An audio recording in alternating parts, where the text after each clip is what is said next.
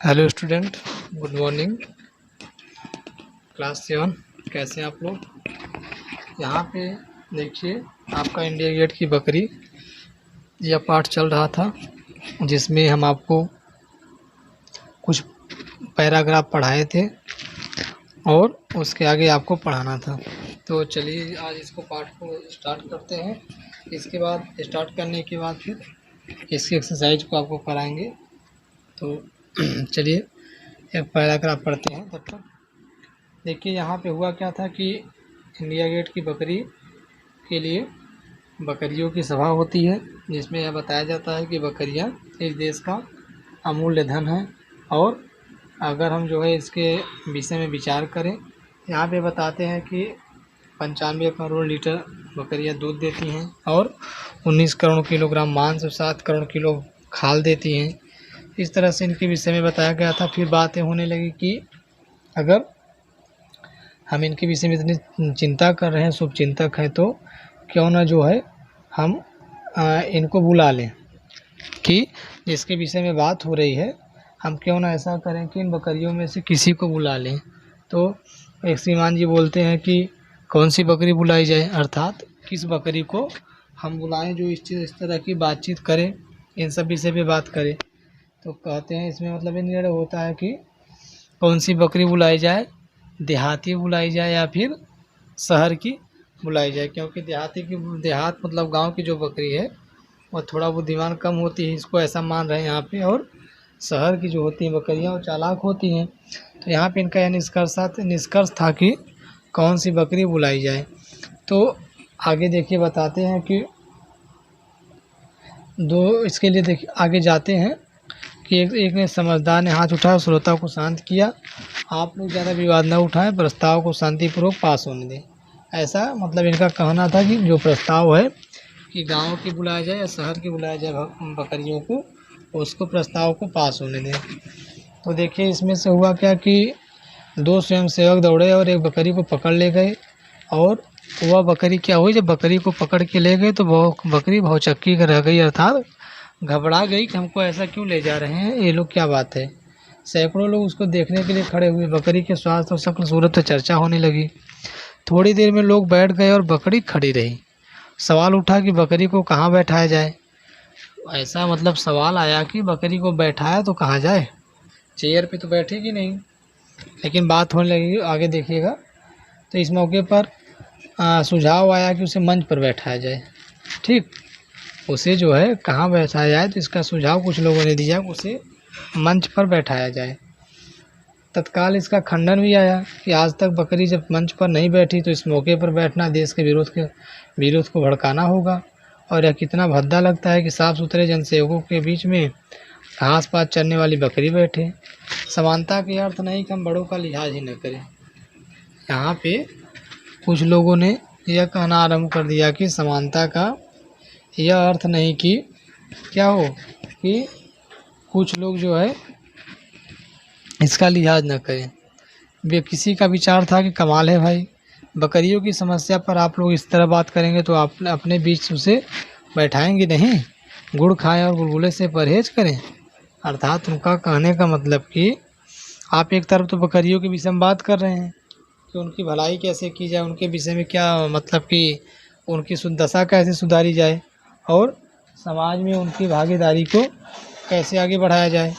और दूसरी तरफ आप क्या बोल रहे हैं कि हम उनको जगह भी नहीं देंगे, स्थान भी नहीं देंगे। तो इस तरह की दोहरी बातें कैसे चलेंगी। इसीलिए यहाँ पे इन्होंने कहा कि गुड़ खाएं और गुलगुला से परहेज करें। और इसका मतलब क्या हुआ बच्चों, एक आपका क्या मुहावरा है, कहावत है कि आप गुड़ तो खाते हैं लेकिन जो मीठा गुलगुला होता है आटे का बनता है, जिसमें गुड़ डाल के बनता है, उससे आप परहेज कर रहे हैं। तो एक तरफ आप बकरी को सभा में लाने की बात कर रहे हैं और दूसरी तरफ आप बकरी का विरोध कर रहे हैं। नेताओं में थोड़ी खुसुर फुसुर हुई। तय हुआ कि बकरी को मंच पर अभी बैठा देते हैं। फोटो के बाद उसे क्या करेंगे, हटा देंगे। मतलब इनका ये नेताओं में आपस में बातचीत हुई, कानाफूसी हुई, जिसमें उन्होंने यह निर्णय लिया कि जब तक फ़ोटो लेना है, अर्थात जब तक वो आपका जो प्रेस रिकॉर्डर वाले हैं वो जब तक फ़ोटो लेंगे तब तक बकरी को बैठा देते हैं, उसके बाद हटा देंगे। तो इतने में देखिए एक ने शंका व्यक्त की। एक नेता ने शंका की, सोच लीजिए एक बार और, आज बकरी अगर मंच पर बैठ गई तो कल वह सिर पर बैठेगी। इंडिया गेट तक पहुंचने वाली बकरी इतनी मूर्ख नहीं हो सकती। महान भाव एक लोग थे, वह क्या करते हैं, वह जो है शंका करते हैं कि सोच लीजिए इस बात को, अगर आप उसको चेयर दे दिए बैठने के लिए तो कल आपके सर पर बैठ सकती है।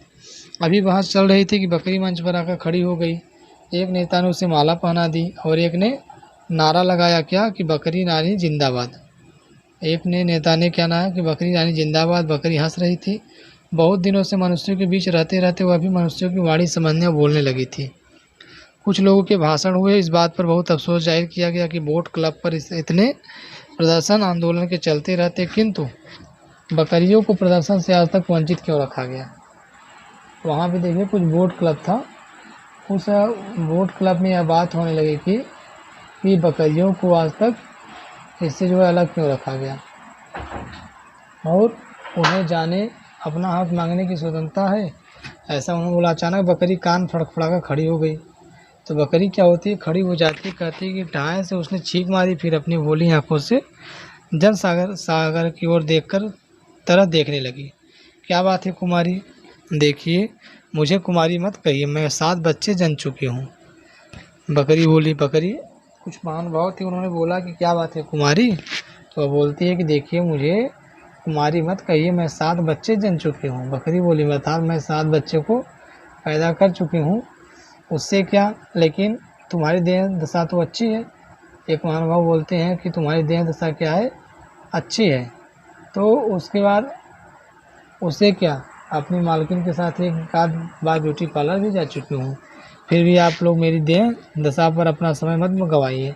मैं निवेदन करना चाहता हूँ कि मेरी जात के साथ कम अन्याय नहीं हुआ है। हरी घास के मैदान में जब भी गई हूँ, बड़े जानवरों ने अपनी सींग और लात से मारकर मुझे भगा दिया और खुद सारा मैदान चल गए। हमारी जाति पर तरस खाने से पहले आप लोग उनके सींग लात को तोड़िए, दवा देने से पहले बीमारी को पहचानिए। ऐसी बकरी बोलती है कि हम जो है, हमारे साथ क्या कम अत्याचार हुआ है कि हम जो है, हम क्या करते हैं कि हरी घास के मैदान में जब हम जाते हैं तो बड़े जानवर हमें क्या करते हैं, अपनी सींग से मार के भगा देते हैं और खुद सारा मैदान चल जाते हैं। ऐसी बकरी शिकायत करती है। तो एक नेता ने बकरी को समझाया कि दुग्धेश्वरी, अपने असंतोष पर संयम रखो। तुम जो कह रही हो वह विषय दूसरा है, उस पर विचार करने और एजेंडा में शामिल करने के लिए आम सहमति और सर्वानुमति की ज़रूरत पड़ेगी। इससे देश में बड़े हिस्से, बड़े बड़े विषय भी लटके हुए हैं। मतलब एक महानुभाव थे जो यह चर्चा करते हैं कि जो बकरी यह बोलती है कि चारागाह में हम जाते हैं तो बड़े बड़े जानवर हमको मार के भगा देते हैं। तो एक सज्जन वहाँ पे थे, वो सज्जन बोले कि ठीक है, यद्यपि तुम्हारी यह समस्या सही है, लेकिन इसका यह मतलब नहीं कि देश के जो बड़े बड़े मुद्दे भी बचे हुए हैं उनको दरकिनार करके हम तुम्हारे इस मुद्दे पे बात करें। तो इसलिए अभी तुम क्या करो, अभी तुम शांत रहो और जो और विषय हैं उस विषय पे बात होगी। इन सब के विषय में हम आगे इस पर चर्चा करेंगे। तो बकरी ने फिर कान फटकारे, छींक मारकर नाक को साफ किया, क्षण भर के लिए मुँह आकाश की ओर किया और जन समूह की ओर देखने लगी और बोलती है कि मेरा हस्तक्षेप आप लोग क्या करिए, क्षमा करिए। कौन बोलती है, बकरी बोलती है कि मेरा हस्तक्षेप आप लोग क्षमा करें।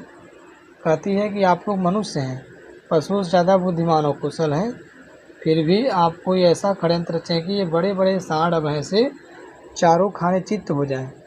बकरी यह बोलती है कि जो बड़े बड़े सांड भैंसे हैं इनको लिए आप ऐसा कुछ करिए कि जैसे क्या हो, चारे खाने चित्त हो जाएं। हमें निर्धन बना दीजिए, हमें निर्भय बना दीजिए, तो हम अपना भविष्य खुद संभाल लेंगे। क्या बात करती हो बकरी, बिना हमारे सहयोग के तुम लोग सुधर नहीं सकते। तुम लोगों में सुधार लाने के लिए हमें पशु तक बनना पड़ सकता है। बकरी को हंसी आ गई। आपकी बात पर मुझे सांड और कसाई दोनों याद आ रहे हैं। बकरी की बात पर जो लोग गंभीर हो गए।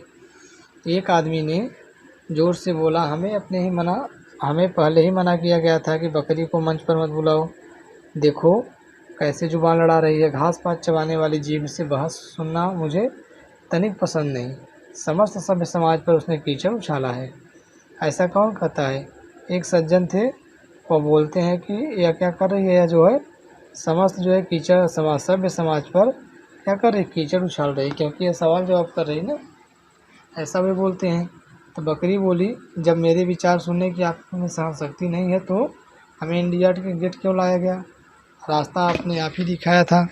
हमारे भविष्य विचार करने के बहाने आप कोई और सिद्धि प्राप्त करना चाहते हैं, ऐसा बकरी बोलती है। सभा में मतभेद गर्म दूध की तरह उफना और वातावरण क्या हुआ, अशांत हो उठा। कोई किसी को सुनने को तैयार नहीं था। मंच पर कोई बोला, हमारा नाम निवेदन सुने। ऐसा उसने 8-10 बार कहा और अंत में आकर बोला, हमारे भी अपने आदमी यहाँ मौजूद हैं, जरा सा इशारा पाते ही वे अशांति स्थापित कर देंगे। तभी एक डंडा आकर मंच पर गिरा, कई डंडे और पत्थर के टुकड़े आ गए। पुलिस ने कुछ लोग गिरफ्तार कर लिया, बकरी भी पकड़ी गई। माना गया कि सारे फसाद की जड़ यह बकरी है। बकरी को मजिस्ट्रेट के सामने पेश किया जाए और सवाल पूछा गया। अर्थात जो यह विवाद हुआ, उस विवाद में बकरी से आपस में क्या होती है, ताना हो जाती है, मतलब विवाद हो जाता है। तो मजिस्ट्रेट के सामने बकरी को पेश किया जाता है और देखिए क्या होता है फिर।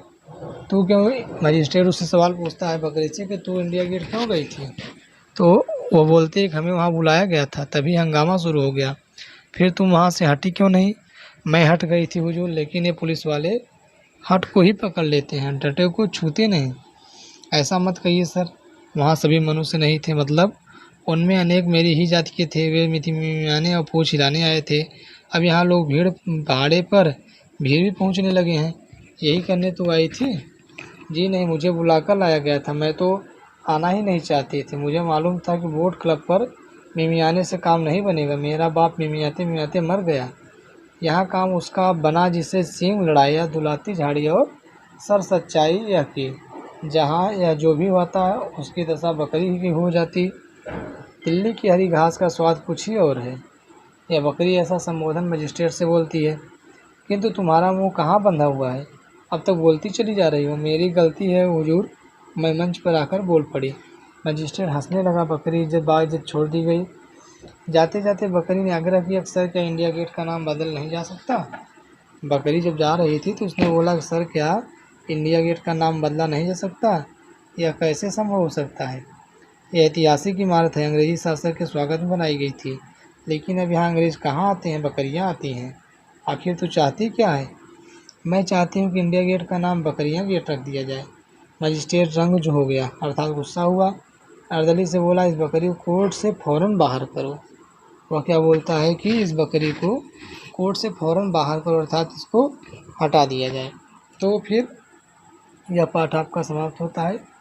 इसमें बकरियों के विषय में तंज किया गया है, उसके विषय में मजाक बनाया गया है कि किस तरह से एक हास्य व्यंग्यकार रमाशंकर श्रीवास्तव जी इसके लेखक रहते हैं, उन्होंने जो है ये रमाशंकर श्रीवास्तव जो हैं इन्होंने बकरियों के ऊपर हास्य व्यंग्यात्मक एक कहानी दिया हुआ है। अब नेक्स्ट टॉपिक में हम आपको एक्सरसाइज कराएंगे, आप इसको पढ़ लीजिएगा। तो फिर कल आपको नेक्स्ट वीडियो मिलेंगे, तब तक के लिए बाय।